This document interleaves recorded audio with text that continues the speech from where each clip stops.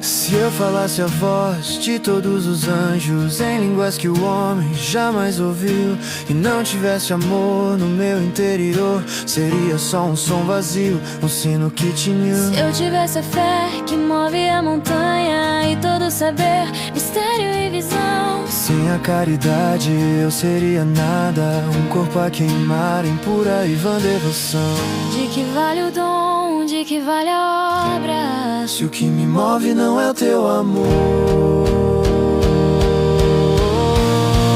O maior de tudo é o amor, caridade que vem de ti, é o som que preenche a alma, a verdade que eu aprendi. Ela tudo crê, tudo espera, tudo sofre, tudo suporta. A caridade não falha, é a chave que abre a porta para o que é perfeito, Pai, o teu perfeito amor.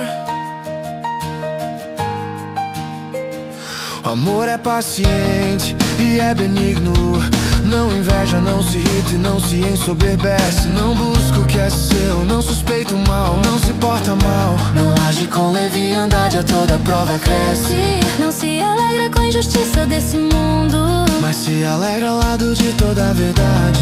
é o caminho reto, ela indestrutível, O resumo de toda a santidade. O maior de tudo é o amor, caridade que vem de ti, é o som que preenche a alma, a verdade que eu aprendi.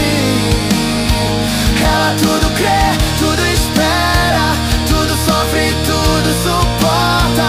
A caridade não falha, é a chave que abre a porta para o que é perfeito, Pai, o teu perfeito amor. O teu perfeito amor.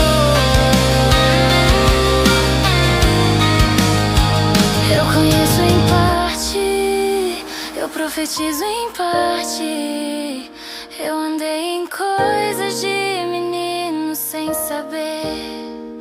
Mas quando o perfeito chegar, veremos face a face. O que era em parte irá desaparecer, as línguas vão cessar.